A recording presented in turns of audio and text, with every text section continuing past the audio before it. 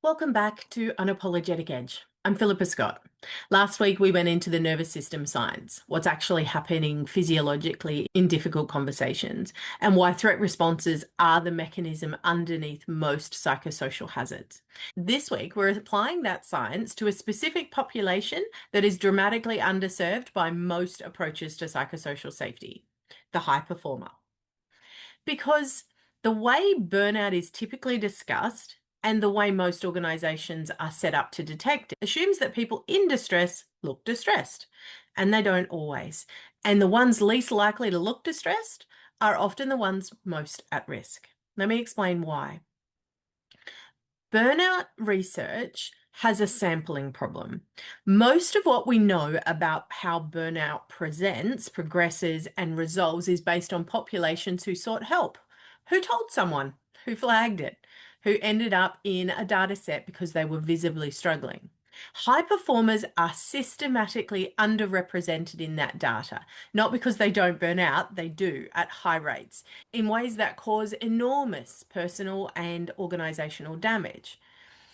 It's because they are, almost by definition, people who do not ask for help until the system has completely broken down. I've done it 3 times and I am a high performer. They have built their professional identity around being capable, around managing whatever comes at them, around being the person who doesn't need the support, who provides the support, who keeps things running when everyone else is struggling. That identity is also their cage because the nervous system cannot distinguish between a genuine threat and the threat of being seen to struggle. Both activate the same response. And for a high performer, the perceived threat of being seen as less capable than their reputation suggests can produce a stress response as significant as the actual workload. So they mask, not deliberately, not cynically, but because masking is what has worked. They perform competence and they manage up. They keep the external signals aligned with the identity the organization has come to rely on. And the cost of that masking is paid internally in the nervous system, the body, in a quiet erosion of the capacity that made them exceptional in the first place. High performers do not burn out loudly. They burn out quietly and then they leave quietly. And then you spend 6 months trying to understand what went wrong. So if it doesn't look like distress, what does it look like?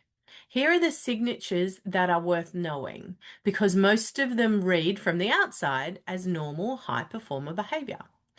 It looks like increased output in the short term. Many high performers in the early stages of burnout work harder. They compensate for the declining efficiency of a depleted nervous system by putting in more hours.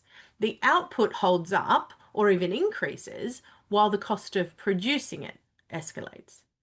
It looks like reduced creative risk taking.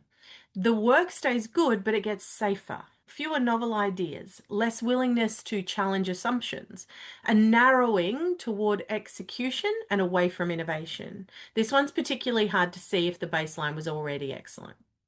It looks like reduced engagement in collaborative settings. Meetings become more transactional. The contributions are still high quality, but the energy has changed. The person is present, but not as present as they used to be. It looks like heightened sensitivity to criticism. A person who previously took feedback in their stride starts to respond to it with more defensiveness than the feedback warrants. This is the nervous system telling you that the window of tolerance is narrowing. It looks like genuine withdrawal from relationship. Not dramatic, not conflictual, just a quiet reduction in the informal contact that signals that someone is engaged with the people around them, not just the work. And finally, it looks like the question that starts running in the background. Is this worth it? Not said out loud, it's just present, persistent, and getting louder. And by the time a high performer answers that question out loud, usually in an exit interview, the decision has already been made, often for months. The standard approach to managing high performers, which is to give them more responsibility and get out of their way, is under the current psychosocial safety legislation an unmanaged hazard. Low job support is a named hazard, as is inadequate recognition.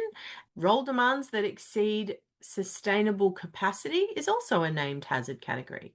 And high performers are systematically more exposed to all three because they are given more, supported less, and recognized through increased load rather than genuine acknowledgement. And they're too capable to trigger the early warning systems that exist for people who are visibly struggling. So, what does different management look like here? It looks like structured, genuine check ins that go beyond output. So, the question isn't, how's the project going? But instead, what is it costing you right now? And is that cost sustainable? That question, asked consistently, changes the relationship. It communicates that the person's capacity, not just their performance, is something the organization has a stake in and genuinely acknowledges can fluctuate. It looks like recognition that is specific rather than general. High performers tend to have sophisticated enough self-awareness to know when they are being managed. Generic praise lands hollow. Specific, precise acknowledgement of the actual impact of their work lands differently. It looks like active monitoring of the load, not the output. If someone is consistently meeting their targets and working significantly more hours than their role requires to do so, that is a workload hazard that is being obscured by their capacity. The fact that they are succeeding does not mean the conditions are safe. And it looks like an organizational culture where high performers and full capacity are understood to be two different things, where someone can say, I am at capacity, without it reading as inability to perform, where the psychosocial contract includes recovery time, not just delivery expectations. This is not softer leadership. This is more sophisticated leadership. And it is, under the current legislation, the leadership you are legally required to provide. Next week, we're going into the two categories of worker that are most systematically underserved by current approaches to psychosocial safety: neurodivergent employees and women in perimenopause. Because neither group is a diversity initiative, both groups represent a significant, measurable, and largely unmanaged psychosocial risk in most Australian organisations. Before you go, two things.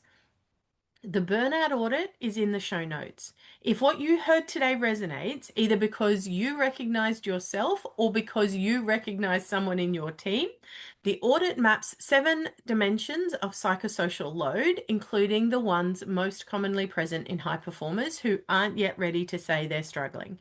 It's free. It'll take you 5 minutes, and the link is in the show notes. And if you want to have a more direct conversation about what psychosocial safety looks like for the high performers in your organization, book a strategy call. That's also in the show notes. I'm Philippa Scott. This is Unapologetic Edge, and I'll see you next week.